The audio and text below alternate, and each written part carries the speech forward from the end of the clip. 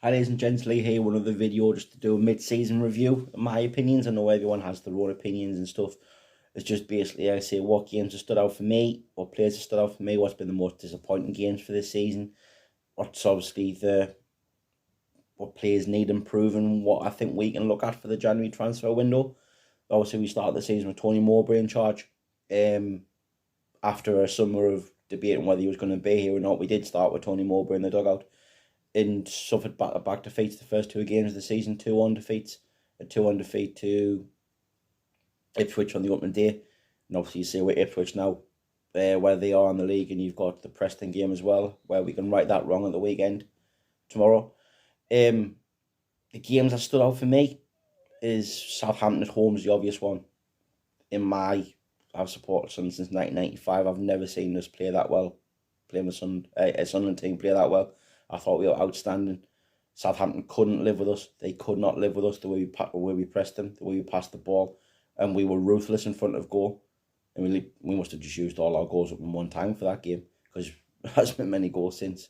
But yeah, that game was outstanding. The three away performances stand out for me is Sheffield Wednesday away. I know, again, Sheffield Wednesday aren't very good. We're in a very good side. But we were ruthless in front of goal. We took our chances. Then we afford in the second half. We take our foot off the gas. In QPR's the game, QPR 3-1 a win away from home is what we haven't done in most recent away games, where they went down to 10 men. They tried to sit in. We just brought them down away again. We were ruthless in front of goals. A common thread in this one. And Blackburn away as well. We had a different plan B. We sat back, held our line in defence, and we hit them on the break 3 times, and we thoroughly deserved the win. And the most common one is after Mowbray losing his job and Mike Dodds getting the job was the back-to-back West Brom and Leeds home wins. We were fantastic. Again, fantastic. Tried something different and it worked. The Leeds game, we were superb. Absolutely superb Leeds game. The few negs that stick out for me, obviously you've got the most two recent home games against Huddersfield and Coventry, where obviously the Coventry just turned sour in the home end. And you got Huddersfield where we were just shocking. And you knew the writing was on the wall then for Tony Mowbray. Obviously, Coventry was Michael Beale's first game. And obviously, he didn't get off the best of starts. He's recovered a little bit with the Rotherham game. Obviously, I know Rotherham was a poor performance. You're getting a point. That's a good point if you follow up with a win against Preston tomorrow. After a good away win against Hull.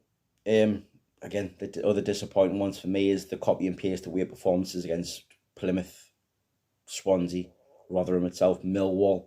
I know we got a point against Millwall and Swansea and we got beat, and Rotherham and we got beat off Plymouth, but it's more or less the same. Can't score. And let's hope in 2024 miracle happens and soon our striker starts scoring goals, or we buy a striker that can score goals. The players that have stood out for me this season, I know the obvious ones, Jack Clark. He's took his game to a different level, and we'll be incredibly lucky to keep a hold of him in the January transfer window. I don't think he'll go anywhere. I'll happily pump your hat and say I don't think he'll go anywhere and be here till at least May. Because I think he's happy here. He wants to see us push on. If we can get into the playoffs, we can get into the playoffs.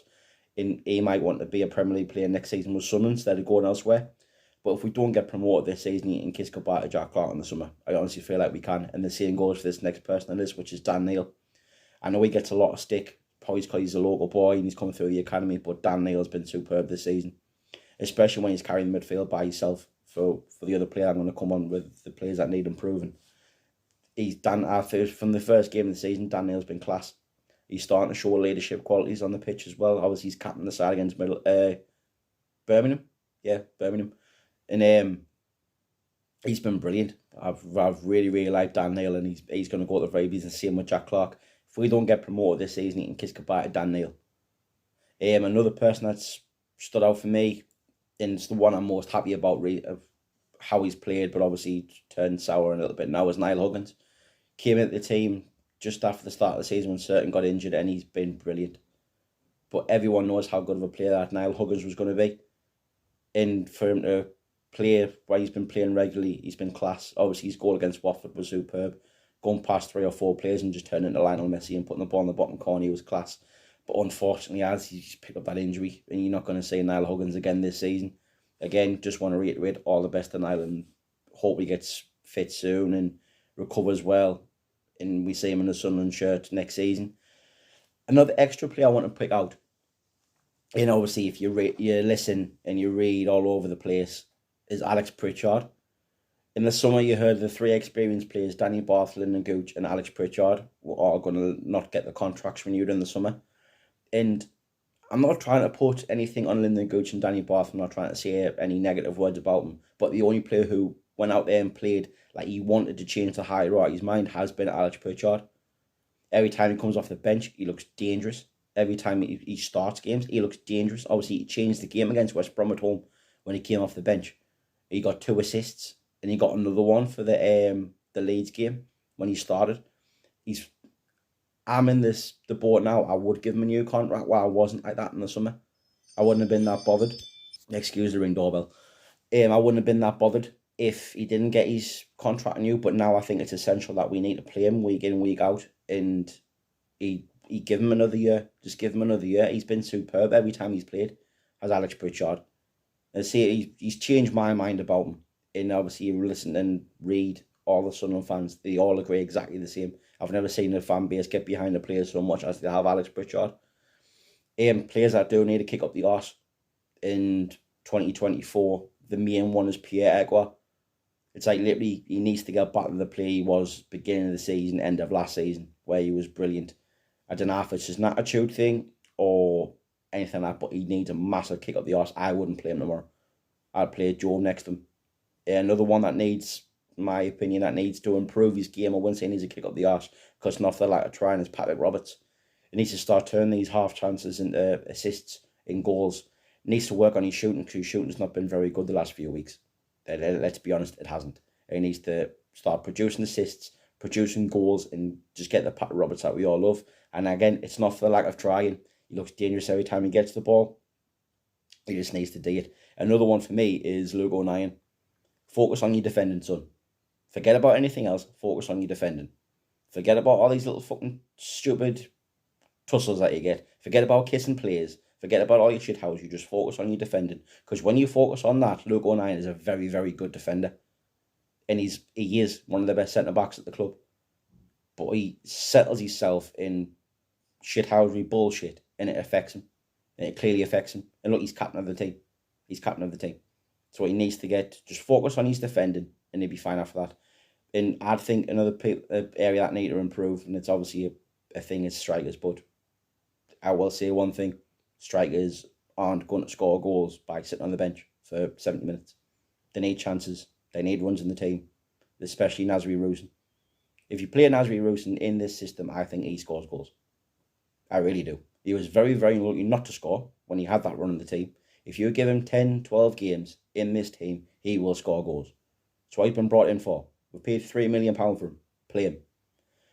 To look ahead of the January transfer window, I'll go exits first. If we can replace him adequately and we get decent money for him, I would look to let Pierre Egua go. I would. If we can get £8 to £10 million from him, I would tell him. It's controversial and people will disagree, and if you do, that's fine. I'm not always right all the time, but I would. If we can replace him adequately, I would. Because form's temporary, but if it's an attitude problem and he's not going to change his attitude, get rid of him. Another player I'd see go, I'd let Bradley Dack go, but obviously it depends how bad his injury is. I don't think he's contributed anything in a Sunderland shirt other than that 3-yard tap in against Southampton. He's a waste of a wage, but I'm not going to sit there and slag Bradley Dack off, especially when he's injured. But I just don't see what he has done or is doing to warrant a wage at Sunderland. I would maybe look to loan Hamir out. If he's not going to get a game, he might as well get him playing men's football to get him set for next season. And possibly the same with Dewey as well. If he's not going to get a game here, get him some men's football. But don't put him in a league where he's going to get kicked up a height. Don't put him in a league where he's going to get kicked up a height because that don't know any good. Just let him get in a team where he's creating chances, scoring goals, getting assists, and he'll build his confidence up. What I think we need to sign in the January transfer window, is a CDM, a centre defensive midfielder. Whether that is a free agent Jan Villa on a short-term deal, brilliant. If not, go out there and get somebody else. But I think we need someone with experience in that position. Don't go buy a kid. Don't buy a kid. Buy someone with experience. Even if he's 27, 28, and you're getting him for a nominal fee, so you're not paying over the odds for him. Let's go and get a centre defence midfielder and a striker as well. But obviously, that's the glaring thing. if you're not going to trust the strikers that we've got and your deal not good enough, start from scratch and get another one in. You've seen links to that Japanese striker, Mio Hasoya, I think his name is. Obviously, he scored goals in the J League, and you've seen players come down from the J League and do well. And it's mostly in Scotland. Obviously, Celtic are buying them all. They've got that Mio, I can't pronounce his second name for the life of us. He scored at the weekend against Rangers. He's done wonders up there. You've got obviously Miyoshi, who's done well at Birmingham City by all accounts.